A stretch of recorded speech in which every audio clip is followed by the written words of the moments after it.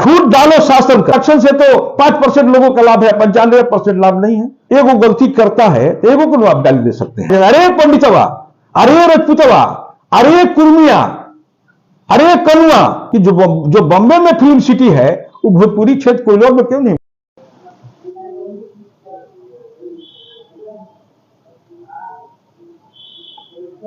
एकरा के लगाई ना महाराज, वे एकरा के लगाई मजे ना दी।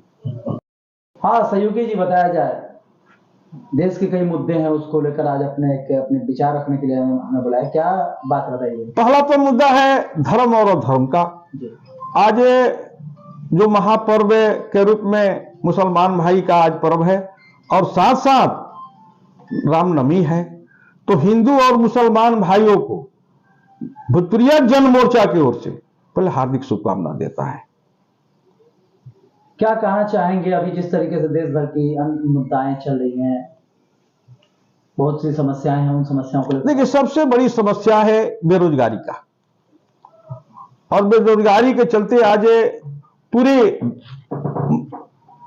शासन व्यवस्था अस्त व्यस्त है। आज कहीं भी धरना प्रदर्शन चाहे घेराव जो भी हुआ, ये बेरोजगारी चलता है। आप देखे होंगे कि देश में आज जो पत्रकार है, उस पत्रकार का तमिलनाडु में कुछ वीडियो हुआ था और उसको लेकर गरमा गया। तो आखिर से क्या कारण है? बेरोजगारी। आज बिहार के पलायन नहीं होते, यही बिहार बाहर है, यहां लोग आते थे, चाहे शिक्षा के क्षेत्र हो चाहे किसी क्षेत्र में, यहां लोग आते थे। देखिए विडंबना कि यहां के लोग अब दूसरे राज्य में जाके एक भिखारी की तरह उन लोग, वहां के लोग उनसे ट्रीट करते हैं। तो ये बहुत दुर्भाग्य है। तो इसलिए हम स्वावलंबी के लिए, हमारा भोजपुरिया मोर्चा कहता है कि पहले स्वावलंबी बनना है। पिछले हम लोग बैठक किए थे, उसमें हम बिहार को बचाने के लिए हम लोगों ने एक संदेश दिया कि स्वावलंबी बनना है। स्वावलंबी जब तक बिहार नहीं बनेगा तब तक बिहार नहीं बचेगा। जिस तरीके से देश में कानून व्यवस्था की बात की जाए, तो क्या लगता है देश में कानून के हिसाब से देश चल रहा है या कुछ दूसरे तरीके से देश चल रहा है? देखिए, कानून व्यवस्था भारत का, जिसे डॉक्टर अंबेडकर साहब संविधान जब लिखे थे तो कानून एक, भारत के संविधान के मुताबिक कानून एक होना चाहिए। फूट डालो शासन करो, यह अंग्रेज का शुरू से ही नीति रहा। और 1932 में एक पुणे में समझौता हुआ। क्या समझौता हुआ भाई? उस समझौता, उस पर पुनर्विचार होना चाहिए। 1932 में जो पुणे में समझौता हुआ था अंबेडकर जी के और गांधी जी के बीच में, अंग्रेज क्या किया कि फूट डाल शासन करके आरक्षण दे दिया। तो उस आदमी को भी आरक्षण देना है जो आदमी गरीब है। अब इस आरक्षण से तो 5% लोगों का लाभ है, 95% लाभ नहीं है। ये हम प्रधानमंत्री जी से हम मांग करेंगे 1932 में जो पुणे समझौता हुआ था उस पर पुनः विचार करें। भोजपुरिया जन मोर्चा हमेशा से ही समाज के हर ज्वलंत मुद्दा पर आगे रहता है। अभी देखा जाए जिस तरीके से एक सबसे बड़ा मामला आ रहा है, राजनीतिक से जुड़ा हुआ मैं बात करूंगा, राहुल गांधी की बात, सदस्यता खत्म करने की बात, गिरफ्तारी की बात चल रही है, गिरफ्त में है। क्या लगता है कि देश में सत्ता पक्ष के लोग विपक्ष को पूरी तरीके से खत्म करने की प्लान कर रहे थे? देखिए, उसमें जो है कुछ अशब्द बोले थे। अशब्द बोलने का, मान लीजिए कि आप एगो गलती करता है तो एगो को आप डाल दे सकते हैं, लेकिन आप किसी को सामूहिक रूप में अपमान नहीं न कर सकते हैं।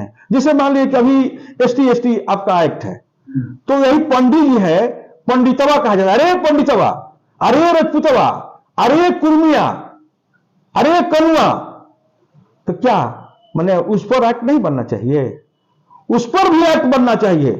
जिस तरह से वहां एक्ट बना कि ये विशुद्धा, ये चमरा, तो अत्याचार के विरोध में इस तरह का कानून बना, लेकिन यहां कानून जो है भी बनना चाहिए।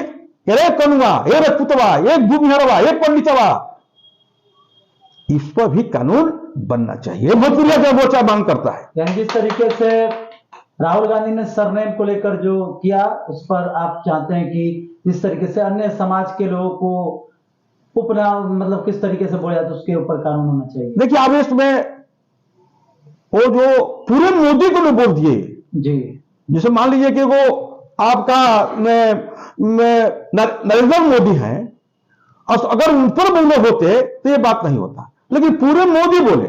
मान लीजिए हम राजपूत जाति से आते रहे राजपूतवा, तो इस पर तो अपमानजनक ये बात है। उस मुताबिक माने निंदनीय है, किसी को हम ये अपमानजनक बात नहीं बोलना, ये भोजपुरिया जन मोर्चा का संदेश है। भोजपुरिया जन मोर्चा आने वाले दिनों में क्या कुछ खास करने वाला है जिले को लेकर या देशव्यापी कुछ मुद्दों पर? अच्छा, आप तो देखते हैं पत्रकार महोदय कि भोजपुरिया जन मोर्चा ये घर का मोर्चा नहीं है, ये चूल्हा का मोर्चा नहीं है, ये तो सड़क से निकलकर ये संसद तक घेरा कि भाई अगर बिहार में बेरोजगारी को आप सुधार नहीं करते हैं तो हमारा एक भोजपुरिया राज्य दे दीजिए।